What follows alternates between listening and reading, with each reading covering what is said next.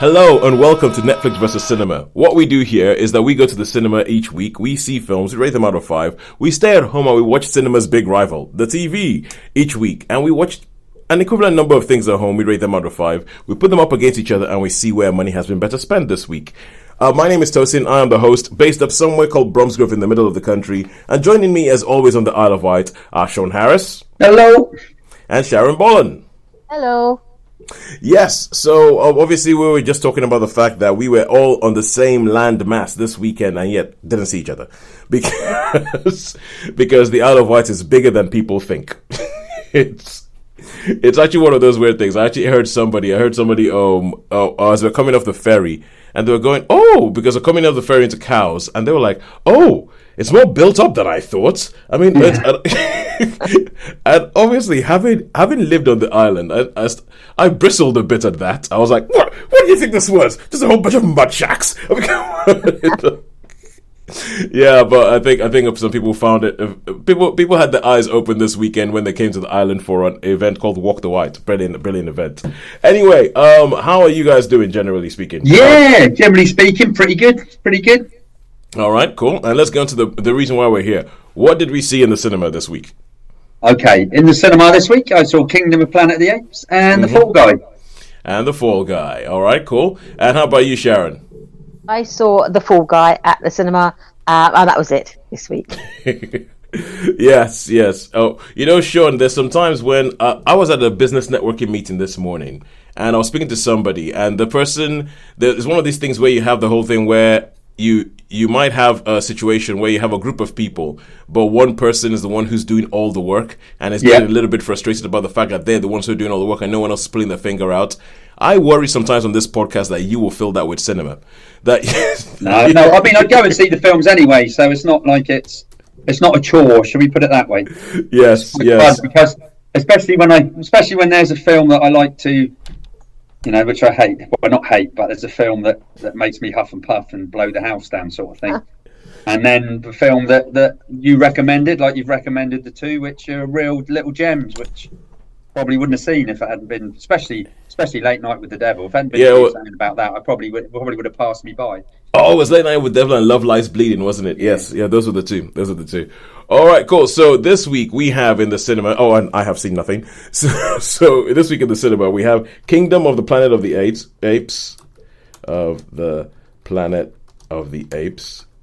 because my family are back. Unlike last week where I'd had like a weekend without my family and I'd gone a bit crazy.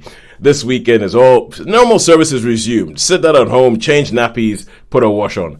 So let's see, Kingdom of the Planet of the Apes, and you guys can, because I reviewed The Fall Guy last week, and you guys can tell me what you think. That would be interesting, because I do feel like that's a film that. You saw it. You saw it, didn't you? We've already reviewed it. But I've already reviewed it. It'll be nice to know what you guys think. It'll be nice to know what you guys think. Don't give me any spoilers. Don't even look at me. I'll even look at you to sort of like discern what I can tell by an arched eyebrow. And what have we seen at home? For me, I did a sort of half. Well, I suppose I didn't call it a binge watch, but I caught up with Shogun. To catch up with. So. Yeah, so that because you were waiting for the series to finish. You were waiting for the full Shogun series to finish before you watched any of it, weren't you? Yeah. Yes, okay. That's right. Yeah. Okay, cool. And Sharon? I haven't seen anything new. I have seen Clarkson's Farm season 2, but I wanted to review season 2 and season 3 together, so I'm still waiting to finish the last episodes of Clarkson's Farm season 3. All right. I was going to hold off on that, but I did manage to finish off watching Clarkson's Farm season 2. Yeah, cool. And so I am working my way through the season 3. All right, and I saw 3 Body Problem on Netflix, and so I saw 3 Body Problem on Netflix, and it's funny, right? Because today, I think it was either today or yesterday, they announced that 3 Body Problem has been renewed because it's based on a trilogy of books. And Netflix have this habit, and especially recently, people have gotten really, really worried about Netflix. That anytime there's a show that they like, they're like, "Oh my god!" Because they've had a habit of starting a couple of shows, giving you a very good first season, it's been very well received, but they cancel it. And Netflix go, well, the algorithm said no, pretty much. And so people did have that with was it Shadow and Bone series? They've adapted the first 2 books. It's a trilogy, and then they went like, nope, cancelling it. Yeah. But there's only one more book to do. Algorithm said no. There's a show as well. I think it's Lockwood and Co. It was Joe Cornish. That was well received, cancelled. There was a song Half Blood. I think Half Bad. The Bastard Son and the Devil himself. Well received, cancelled. And so 3 Body Problem was made by the people who made Game of Thrones, and it was really well received, and people were like, oh good, for the first week it's #1 in the charts. Then other things came out and it started dropping down, and people were like, oh my god. And so people have been biting their fingernails worrying about whether this show was going to be cancelled. But they announced this week that they're going to continue the whole series, so they're going to make 2 more series of it, and so people can breathe easy. But I think that this is like a new kind of streaming problem where it doesn't matter if it has critical acclaim, it doesn't matter if it wins awards. Does the algorithm say that work is good for us? No, they cancel it. And I think it's funny how our viewing habits have changed, because it's a bit like Shaun, you were talking about Disney Plus, and you didn't have a Disney Plus subscription, no. And you were like, I want to see Shogun, but but it was being released week by week. It was Shogun was being released week by week, and you were like, "Well, there's no point. I'm not gonna pay for Disney Plus. I'm gonna wait until everything is there. Then I'll either get like a 1 month, or I think it's like a 7-day trial. 7-day trial. Yeah, 7-day trial. Binge it all, and then get out of there. Get the hell out of there." We did that with Masters of the Air, though. We thought it was being released weekly, so we thought we'll just suspend our membership and then renew it again when it's all out. Yeah. There wasn't enough on there to want to keep it going every week. I mean, there are some other things that on Disney, like the Star Warsy stuff, which there's quite a few bits on there. So, I mean, you can understand how they sort of want to tempt you in. Do you know what I mean? Yeah. So, but I can hold on them because there's plenty of other stuff. So, but I did manage to get, and I really wanted to see Shogun because you know me and my samurai. Yes, you and your anything that has to do with East Asian culture. I was going to say fetish then, but I think that's not quite the thing to say, is it? No, it isn't. No, it is not the thing to say. They are better words. Better words. That's it. Yeah. Better words to use. Let's go with interest, respect. Any one of those, not fetish. I mean, I remember. I think because I did a review a while ago about the Japanese wars, didn't I? Do you remember? Yes, I do remember that series, which was I think, and I like all that sort of. Yeah, I think you're really interested in East Asian cinema, East Asian history. So I figure that Shogun would be like catnip for you because it's kind of like historical fiction, like basis. That's the point. You still haven't seen Blue Eye Samurai, have you? No, I haven't. It would be interesting to see what you think of Blue Eye Samurai. I remember that one because you haven't steered me wrong recently so far. Blue Eye Samurai is because it's an animation, and Blue Eye Samurai is I feel like I'm a bit more shaky ground than I have. I'll let you know with the others than I have with the others. But it would be interesting to see what you think. It's set in a sort of similar kind of time period or similar kind of political period to Shogun. Right, cool. Yeah. And is it what sort of animation is it? Is it like rotoscope or the manga stuff or what? It's a bit more manga in the way it's drawn. Right. It's a bit more manga in the way it's drawn, but it's kind of like manga influence. It's not full out manga. It's like it's not full on Japanese thing. It's an American Japanese thing. But anyway, let's go on to the things we've actually spoken about that we actually have to speak about this week and talk about enough about our viewing habits. By the way, if you're listening to this and you have found your viewing habits and you do special things, like I know there's people who jump around from one streaming service to another. It's like this month we will pay for Apple TV. This month we will pay for Netflix. This month we will pay for Disney Plus because we don't have money to be spending. Like, I think if you did all of them, it's probably getting close to £60 a month. Yeah, to have them all. To have all the streaming platforms when you can't watch everything. So if you have anything like that, please let us know what your hack is for making sure you don't spend a whole bunch of money on a whole bunch of streaming platforms when you don't watch half of them. So, right, let's go into cinema this week, and we're going to talk about Kingdom of the Planet of the Apes. Kingdom of the Planet of the Apes. Yes, another. This is the latest film in a franchise that is refusing to go away, refusing to die, keeps coming back in one form or another, because this is apparently the beginning of a new trilogy. But, yes, I know. It's the beginning of a new trilogy. So, Sean, tell us about Kingdom of the Planet of the Apes. Okay, so Kingdom of the Planet of the Apes. Basically, you've got this. This takes place a few hundred years in the future from where War for Planet of the Apes finished, or you know, so this is a few hundred years afterwards, and it's to do with this village, and this village is all to do with they're like fishermen and hawks, and they can control hawks and things, and so really lovely, peaceful village. Lots, you know, totally. They're aware of humans, but the humans are like horrible, dirty, you know, smelly, scruffy, not very nice things that you know, are just animals and wild, and they don't really have a lot to do with them. Because by the end of the last film, the humans had begun to look like what they were going to look like in the first Charlton Heston movie, in which like they were losing the power of speech and all that kind of thing. That's what's happened basically. So there's been the virus has increased the intelligence of the apes and decreased the intelligence of humans, so they've become very feral and almost, you know. Well, I think there's a scene in the trailer where you can actually see what they're like when they're you know. They're sort of just like in loincloths. I don't know why they're just in loincloths. Well, I suppose they're in loincloths because they can very well be running around. No, anyway, so basically, what happens is there's like three friends. So you've got Noah, and it's got a couple of friends. Obviously, one of them's a girl, and they're going for these eagles' eggs because the Noah's father is the head honcho that knows how to deal with eagles. And so they get these eggs, and he goes, "Oh, we must always leave one. We must always leave one."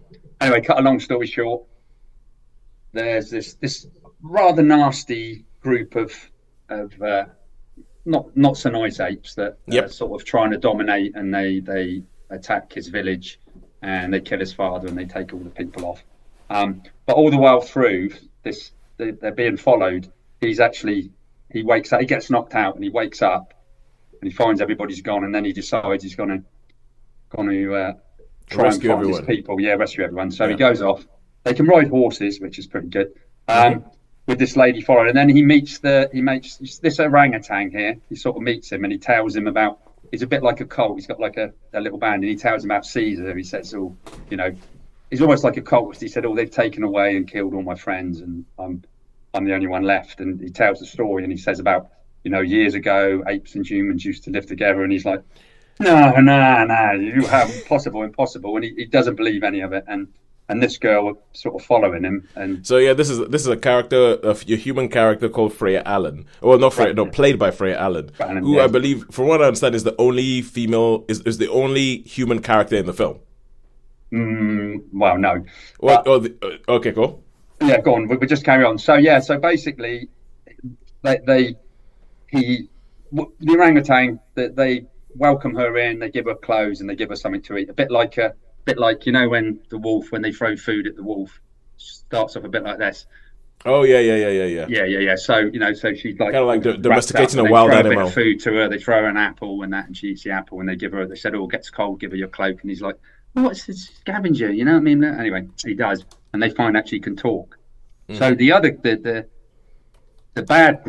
bad apes. Run by this chap called Proximus Caesar, so obviously he's taken Caesar's name, and he's like, whoa, yeah. Anyway, so I'm gonna sort of, because I don't want to put any spoilers on it, because there is a lot of surprises in this, and a lot of surprises. So I'm not going to tell you what happens at the end, but that's basically the story.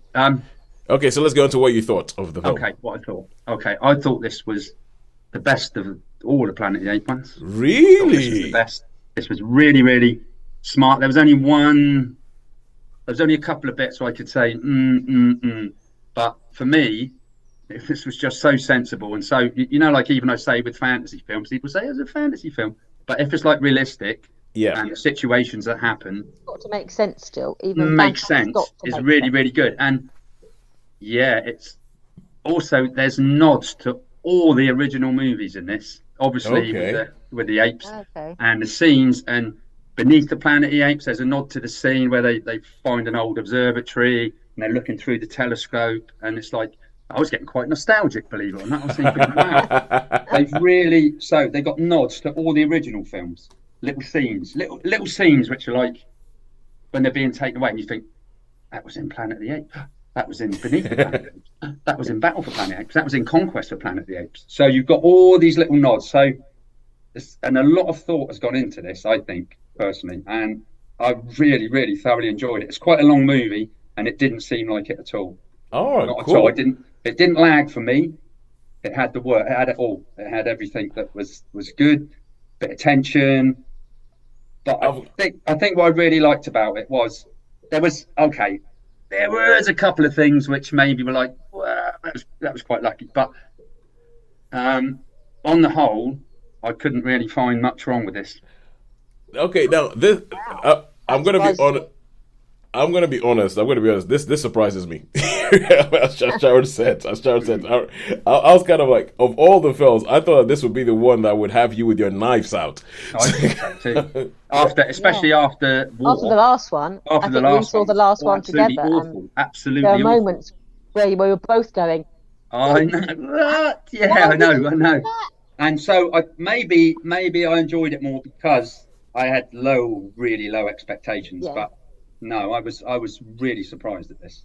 All right, and I'll take it as a good point that you didn't even mention the effects. That doesn't even come into it. You're just sort of accepting what you're seeing. Yes. So wow. So how many stars do you give this? I'm going to give this one a 4.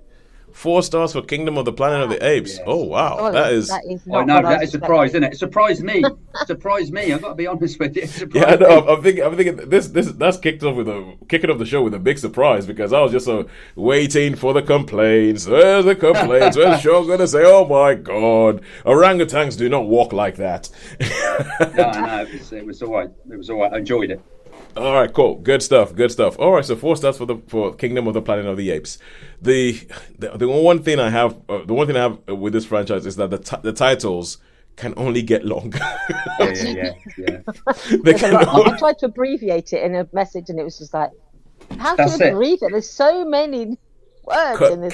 KOTPOTA.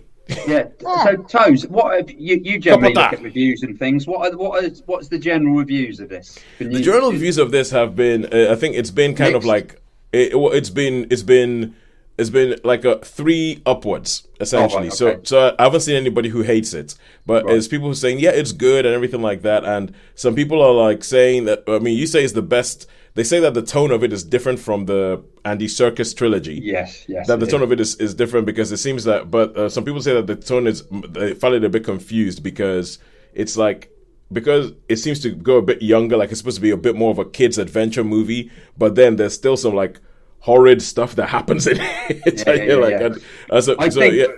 To me, I think it was as in what was it, the when they renewed the Star Wars ones. The first one was a remake of A New Hope. You know. To me, this has got all the settings of Noah and one of the his girlfriend, if you like. That well, I mean, they're not there at the time, but it's like Cornelius and Zira in the originals. There are so many likenesses to Cornelius and Zira that it wouldn't surprise me if they find a spaceship and fly off in one of them. But hey, who knows? We'll see. We shall see. All right, cool. So that's it for Kingdom of the Planet of the Apes. Katpota, yeah. I mean, Kingdom of the Apes, but no, you have to have Planet of the Apes in there. I understand they have a problem. It's weird. Anyway, and now we're going to go over to Netflix and Friends, and we're going to talk about 3-Body Problem, based on a series of books by a Chinese author called Liu Cixin, I believe. And this is the way this kicks off. You meet a group of friends. They are physicists, or they all studied physics at Oxford, and there's 5 of them, and you get to know about this group of friends and find out about what they're like. Well, actually, there's many different strands to this story. That's one strand that starts off. I think it actually starts off in China, during the Cultural Revolution. So Chairman Mao's youth army is taking over, and the first thing you see is somebody who is a physicist who is being prosecuted because obviously he is spreading what's seen as Western propaganda and all that kind of stuff. And you get to see him being prosecuted on stage, and you see his daughter watching that, and you see the effect that it happens with her. So one strand is that you follow his daughter from 1960 while you see what effect that her physicist dad has had on her, and what in that sort of thing. You jump forward to the present day where you meet this group of physicists who studied at Oxford underneath this other person who was like this really brilliant physics mind. And the thing about the books is that they've always said that there's a lot of science in them. They're very, very heavily physics based. But in this show, they have figured out a way of making it so that it's focused on scientists. There's quite a bit of science in it, but it's actually very, very accessible. Because what happens is that after a while, scientists start killing themselves. It's almost as if there's like a serial killer that is out for scientists. And so scientists around the world, they either stop, the ones who are working on the top class, cutting edge science stuff, either stop working on it inexplicably, they either stop working or they kill themselves. and then another strand is Benedict Wong, who is this sort of like private detective who is trying to figure out why these scientists are killing themselves, but he works for some sort of shadowy organization that you don't really understand. And then Liam Cunningham shows up and you're like, what is he doing here? What is his thing? And the way it brings all these strands together is amazing, in that, sometimes you're watching something and you're like, okay, for goodness sake, what does that have to do with that? And who is that person? What do they have to do with? But they bring these all these strands together so much, and it just sort of meshes, and you're like, oh, totally makes sense. This makes sense why that goes on. And and one of the five who is working on some cutting edge science, like he's working on something with nanofibers, played by Isa Gonzalez. She's working something with nanofibers, and then one day they're in a pub. And in a pub scene that I love, because the university I went to, Imperial College, gets a shout out, and I was like, we would be that physicist, cutting edge science, that's Imperial. And in this scene, all of a sudden, a countdown appears on her vision. So wherever she looks, she sees a countdown, and this countdown just like it's 2 days, and it's just counting down. And she was wondering what's going on with me. She asked everybody else, can you see this? No one else can see it but her. And then there's an explanation as to what that countdown is with her cutting edge science, what's going on with this. And I mean, I feel like the real big thing of why all this is happening, why scientists are killing themselves, why are they stopping working, why is there a countdown showing up on this woman's face, what significance does this woman from 1960s China have with everything? Why is this guy who is paying this guy as a detective, because he isn't a policeman but he's a detective, who is paying him to go around and stop scientists from killing themselves? Why do they have anything? And then there's this thing where somebody has this headset that looks a bit like a VR headset but isn't attached to anything, and when you put it on your head, you're immediately transported to another world. And it's kind of like this video game, but it's a video game that is so real they can't tell the difference from reality. And there's all these strands that come together. And if I said anything else, it would be a spoiler as to what these strands mean or anything like that. But the great thing about this show is that even if I gave you the first bit of the spoiler as to why all this stuff was happening, it still doesn't ruin the show. I'm not going to tell you what it is, but it still doesn't ruin the show. Because what happens is that once they figure out this is what's happening, it becomes almost like a procedural of how are we going to fix this? How are we going to go about this? And there's a whole bunch of stuff where they use science. That's what it's like. Do you remember the film The Martian? Yeah. Remember the film The Martian with Matt Damon? You know how that is a lot about the physics and everything about how you survive on Mars and how you use like a bunch of limited resources to stop yourself from dying. And it's actually like one of the most nail-biting things. Like, I think the book, the film. And I think Three Body Problem is a little bit like that. It's kind of like, there's this big thing that's happening to us. How do we go about dealing with it with what we have in our hands right now? And there's a threat that they have in the show. And one of the things I like about the show is, I have complained on this podcast for a while about shows that don't end after the first season, or you have the first season and they kind of go, come back for the second season to find out. They set out quite early and they tell you something develops in the show that they tell you that, look, the conclusion of this story is going to take 400 years. Like, wow. These people are in this time, but they're working on all this stuff now that will not come to fruition for 400 years. So they and what so the way they do that, you're like, okay, cool. I do not expect everything to be told in this first season. It finishes the first season, and I'm like, okay, cool. I am ready for the second one, because the way it ends the first season, in a kind of downbeat yet inspirational way. It's really weird. Wow. It's really weird. But there's all these things that I can talk about. There's something to do with bugs. There's something to do with the stars. There's a whole scene where the stars start blinking and everything like that. And people say our physics isn't working anymore. Like, just nothing. Like, science as we know it has stopped working. And I just think it's great. I think the performances are brilliant. I think the storyline is good. And I think the guys, Benny Hoff and Weiss, who did Game of Thrones along with Alexander Wu, they've kind of I feel like they've redeemed Sounds like themselves. it's going to get a good star review then. Oh, this is going to get a good star review. I mean, for me, it's a 4-star. For me, it's a 4-star. Yeah, I think three Body Problem is a 4-star. I would recommend that anybody watch it. Do not be put off by the fact that, yes, it is about physicists, and yes, they will talk about science, and they will talk about things having to do with light speed, and how do you get to light speed when you don't have, like, you know, a hyperdrive like they do in Star Wars. They will go through all those things, but I think the human elements are brilliant. I think the political developments are brilliant, and there's a scene, Sean. There's a scene that I think you would love. There's one scene I think you would love that has to do with a ship. It has to do with a ship and the way the whole thing is built up and everything like that. Anyway, I will stop talking because I'm about to start giving spoilers away. 3 Body Problem, 4 stars for that. So let us go back to cinema, and let us go back to something that we have already reviewed on the show. I reviewed it last week, and this is The Fall Guy. And so, Sharon, you saw Fall Guy. Both of you saw it, but Sharon, tell us about Fall Guy and tell us what you thought about it. We've already given the synopsis, but just tell us what you thought about it. Yeah, so as you say, it's about a stuntman. Yeah. And his adventures on this set of a film with his hopeless leading man, who turns out to be more than you expect him. He's got secrets, let's put it that way. So yes, it's a bit of a hoot, isn't it? It's a bit of a romp. I liked it on the whole. I thought, as you said, it was good fun. It's entertaining. It just carries you along with it. It's pure bunkum, isn't it? Yeah. And the story, the plot is just like utterly ridiculous. Yeah, it's like don't think about it. Don't think about the plot. Don't think about it. Think about it. It's just like, you don't. Yes, but it's a lot of fun. You can tell they all had a lot of fun with it.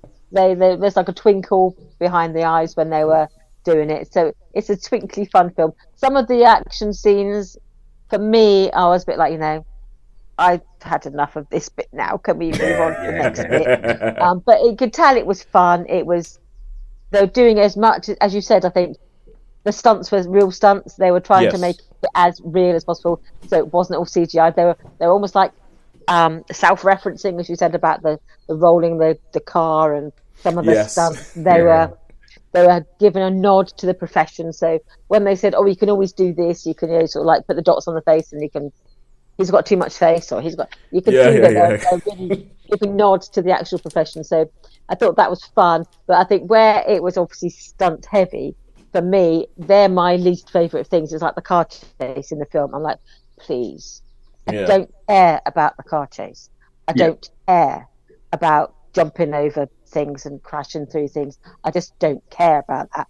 So when they do that sort of thing, and there's part of me is thinking, I can appreciate it. It takes a lot of skill, takes a lot of craft, and it looks really spectacular, but I just don't care about that bit of the film. So those elements, to me, I'm thinking, I appreciate all the skill involved, but to me it's just like, that's not what I come to watch a film for. But I acknowledge that it was such a lot of fun. It was a lot of fun. All the characters were likable. It was there was some genuinely funny moments. There were some. I quite liked the sort of the dialogue was quite witty, and it was just quite. It was on it all the time. So do you reckon that was ad lib? Some of that. Do you reckon that was like some of the? Do you reckon it was improvised? Some of the. I couldn't really work it out. It had that feel about it, yeah. It had that feel about it, but like the good kind of that feel about it. Too good. There's some things like where you watch some Will Ferrell movies, and you can feel like this is ad-libbed because, for goodness sake, get on with it. You're just sort of like, you're just riffing and riffing and riffing.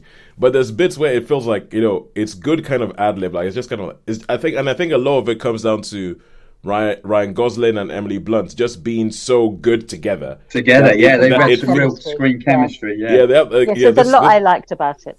Yeah. Yeah. Did you leave the cinema? Did you leave the cinema singing "I Was Made for Loving You" by Kiss? Actually, every now and then it does go through my head. Even now, I'm sort of going, and I quite liked them. I did like some of the music. I liked they had like the darkness, didn't they? At one point, yes, it has. Yes. And there's a few, and I did like at the very end. Actually, I did stay to listen to the old theme tune of the Fall Guy. Oh yeah. So I do remember the show, and I remember they referenced a lot of actors, didn't they, in the original television series? They said, "I'm the one who makes so and so look so good, and I'm the one with Farrah, and I'm the one with," and they name all the 70s and 80s big names. And I noticed they sort of didn't include that bit in it, which obviously would date it very much.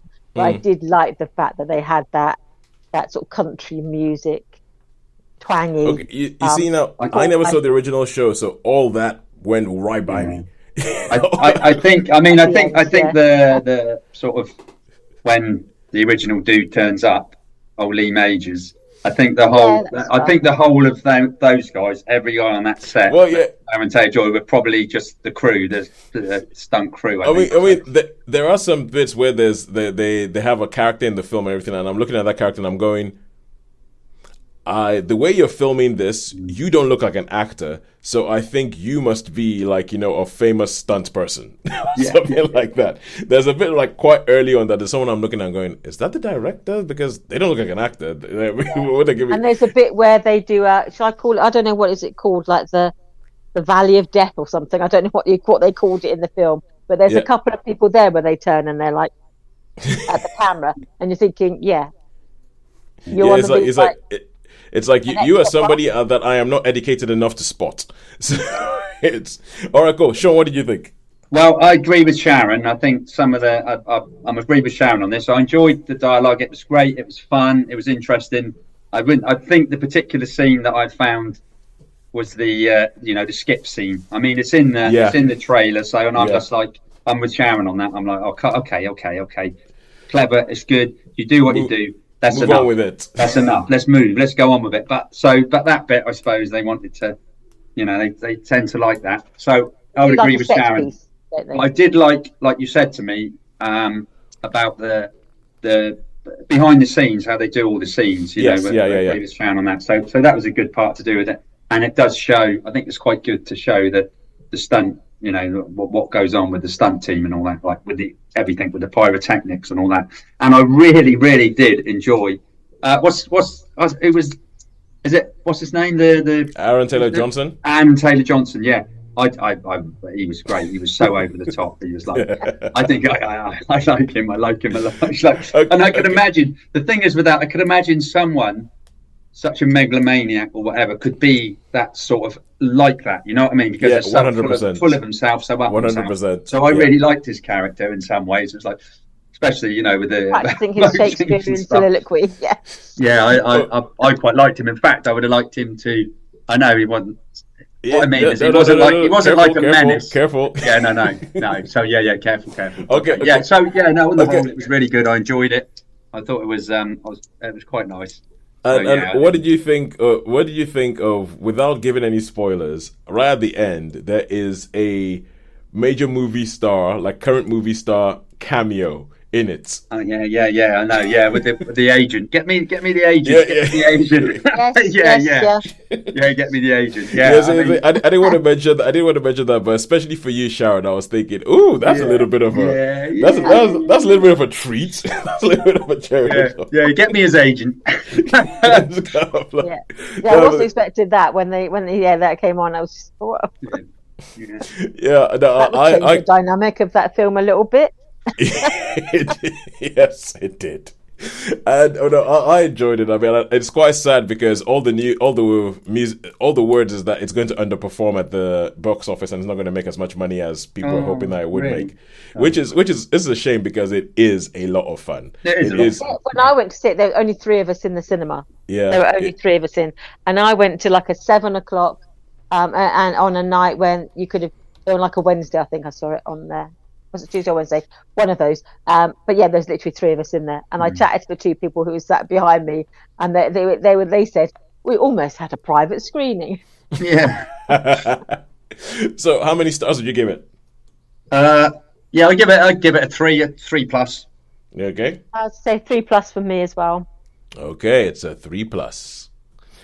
Which is because I think I gave it a 4, so I'm with that. I enjoyed The Fall Guy, and it's the kind of film that I would watch again when it comes at home. I would 100% watch The Fall Guy again.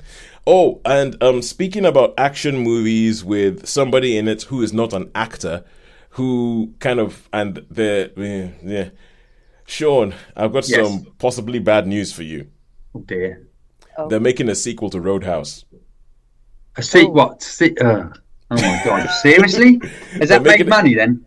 Must have done. Yes. It apparently it's been very, very much well received on Amazon Prime. They've watched loads. The loads of people. They said something like 80 million people watched it, and so they said they want to make a sequel. And I said because it's more of a Jack Reacher film than like the original Roadhouse was or anything like that. And I'm like, okay, I can see how that could work. But they haven't said anything about Conor McGregor and whether he's going to be in it. But if they say he's going to be in it, I am out. Yeah.